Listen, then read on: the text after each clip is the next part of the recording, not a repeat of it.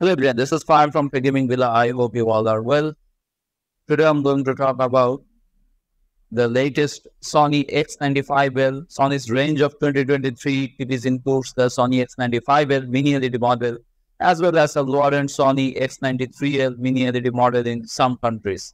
I had the chance to see the Sony X95L in action with test footage and movie scenes in a direct comparison with last year's Sony X95K equivalent model and the LG C2 OLED, along with a Sony reference monitor.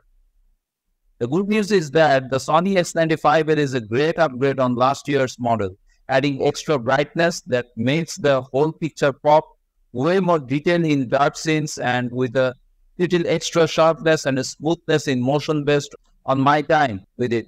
That will be partly thanks to latest Gen XR image processor, which includes a new XR clear image algorithm that now analyzes the extract bitrate, resolution, and source of video when upscaling it. So it's less of a one-size-fits-all approach to improving low-resolution video.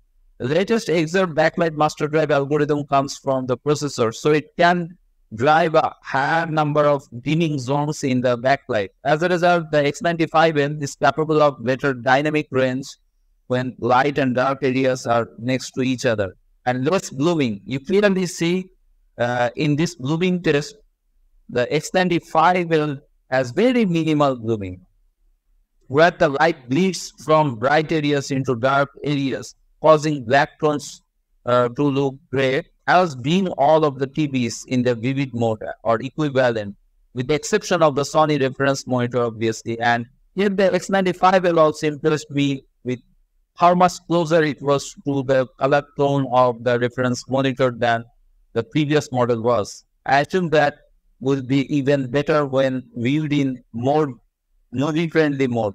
The new Sony X95L is an improvement in almost every way compared to last year's versions. But the comparison with the LG C2 OLED is more complicated. As anyone who knows anything about mini LED and this kind of mid-range OLED screen would expect, the maximum brightness of the Sony was way beyond what the LG C2 is capable of.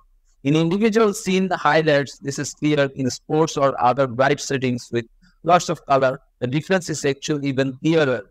The average brightness is so much higher in the mini LED TV. At a cursory glance, all these extra props can easily make it seem a more appealing TV.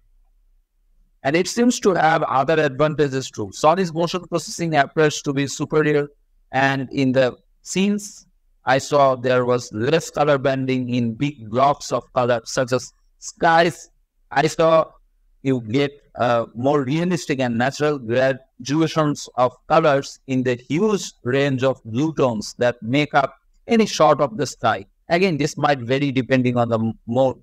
However, it was also clear that despite the big improvement in detail in dark areas, it loses out to OLED in that area. More picture was visible in the darkest areas on the C2, for example, and the dark areas appeared elevated, meaning more gray than near black in the hardest scenes. And of course, even though the X95L improves on the blooming from its mini LED backlight compared to the older model, the contrast is still nowhere near as precise as OLED's self-lighting pixels deliver. Also, although the punchier brightness is an advantage in many cases, especially if you watch in a bright room, and has an obvious appeal when put side by side with OLED, the LG C2's image overall looked closer to what I was also seeing on the Sony reference monitor.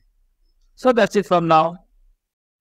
If you like this video, please subscribe and press the bell icon for future notifications update. I have another channel named Awesome Tech Gaming Pro, where I upload similar kind of tech videos. Please visit this channel and subscribe for update. Have a good day. Thanks for watching.